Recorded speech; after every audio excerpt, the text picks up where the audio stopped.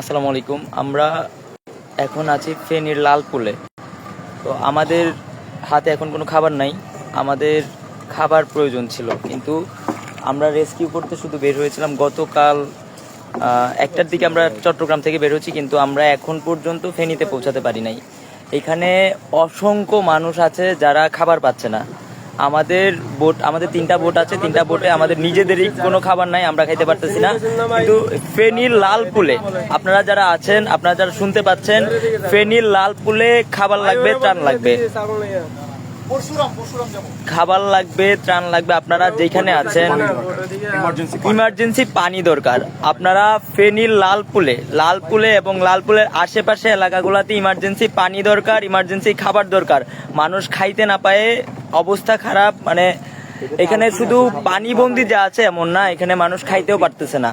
তো আপনারা এই জায়গাগুলো হচ্ছে ব্যাক সাইডে পড়ে যায়, যার কারণে অনেক মানুষ এখানে আসে না। যারা আসতেছে শুধু ফেনীতে ঢুকতেছে বা হচ্ছে ওই এলাকাগুলোতে যাচ্ছে, কিন্তু এই এলাকাগুলোর মানুষ খাইতে না পায়ে মানে কান্নাকাটি করতেছে। প্রত্যেকটা বোটে খুঁজতেছি আমরা, কোনো খাবার পাচ্ছি না। ইভেন আমাদের নিজেদেরও কোনো খাবার নেই। আমরা ফেনীতে মুভ করতেছি, আমরা ছাগলনাইয়ার দিকে যাব, ওইখানেও মানুষের অবস্থা খারাপ। কিন্তু আপনারা যারা চট্টগ্রামের আছেন বা হচ্ছে এই দিক থেকে মুভ করতেছেন, চট্টগ্রাম থেকে যারা মুভ করতেছেন, আপনারা লালপুলের দিকে ত্রাণ দিবেন। আপনারা লালপুলের দিকে খাবার লাগবে, পানি লাগবে, ইমার্জেন্সি পানি লাগবে। আর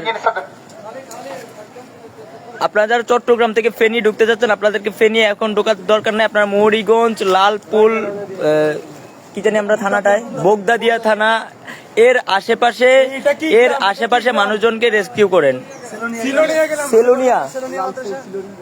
লালপুল, সেলোনিয়ার এখানে অনেক মানুষ আছে যারা খাইতে পারতেছে না। ইমার্জেন্সি পানি দরকার, পানি নাই।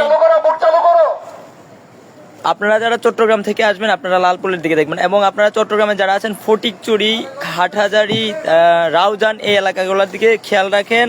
ইতিমধ্যে ফটিকচুরিতে অবস্থা খুব খারাপ। এখানে নেটওয়ার্কও পাচ্ছি না আমরা ঠিকঠাক মতো। আমাদের যে বার্তাগুলো আছে আপনাদের কাছে দেওয়ার মতো আমাদের কোনো সিস্টেম নেই, আমাদের কোনো সুযোগ নাই। তো আপনারা এখন আপাতত দোয়া করেন এবং যতটুকু পারেন মানুষের পাশে দাঁড়ান। কেউ বসে থাকবেন না, প্রত্যেকের জায়গা থেকে মানুষের পাশে দাঁড়ান, দেশের পাশে দাঁড়ান। দেশকে বাঁচান, দেশের মানুষকে বাঁচান। আর দোয়া রাখবেন, দেশবাসীর জন্য দোয়া রাখবেন, আমাদের জন্য দোয়া রাখবেন, যেন যদি বেঁচে ফিরি তাহলে দেখা হবে। আল্লাহ।